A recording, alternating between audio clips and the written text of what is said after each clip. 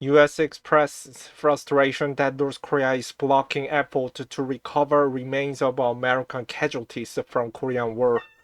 The crew and officers from the United Nations Command and U.S. Defense POW accounting agency called DPAA secured UNC flags over transit cases of remains thought to be of U.S. soldiers killed in the 1953 Korean War.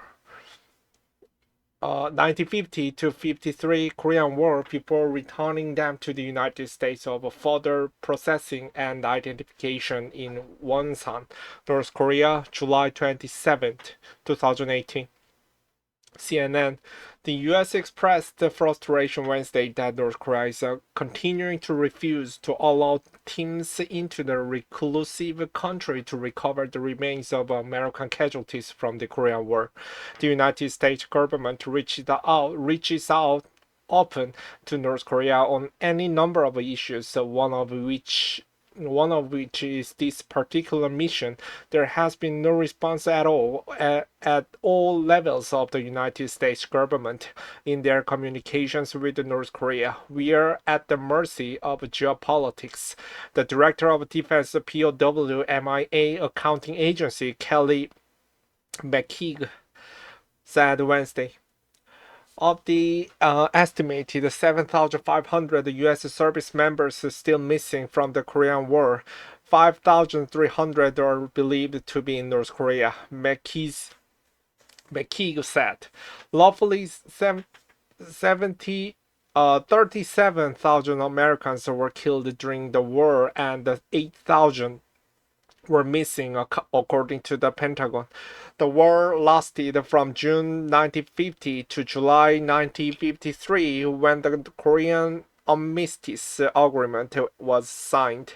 According to the DPAA's website, there are more than 81,500 Americans total still missing from the Korean War, Vietnam War, Gulf War, Cold War, World War II, and other conflicts.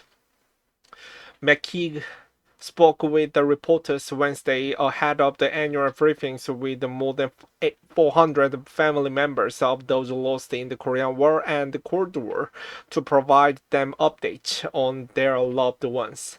McKeague told the reporters that North Korea has not responded to outreach by the U.S. government since March 2019, roughly a year after it turned over 55 boxes of remains of the U.S. troops in July 2018.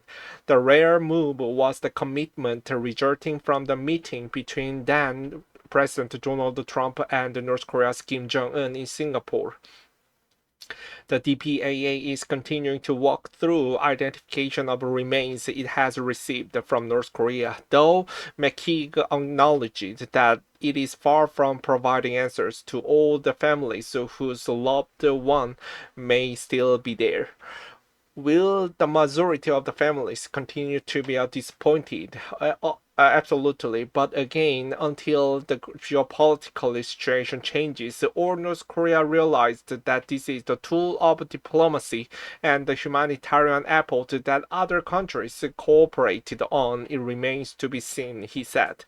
McKeague added that North Korea's refusal to cooperate stands in stark contrast to China, who since January has continued working with the U.S. to recover remains in the country. It is remarkable that we have the DPAA team in China today, despite the bilateral tensions, working to look for answers for World War II families as well as Korean War families whose loved ones are missing from those wars that are in China, McKeague said. The DPAA's mission in January this year was the first team the agency has been allowed in China since the COVID-19 pandemic began. McKeague said that since then, DPAA has done two surveys of World War II sites in the Hunan and Guangxi provinces, which are followed by the Achiever exchange that occurred in May. Because of the success of those efforts, McKeague said The team is currently in China at the excavation site in Hunan, which will be followed up by another survey of the four sites for full Air Force losses from the Korean War.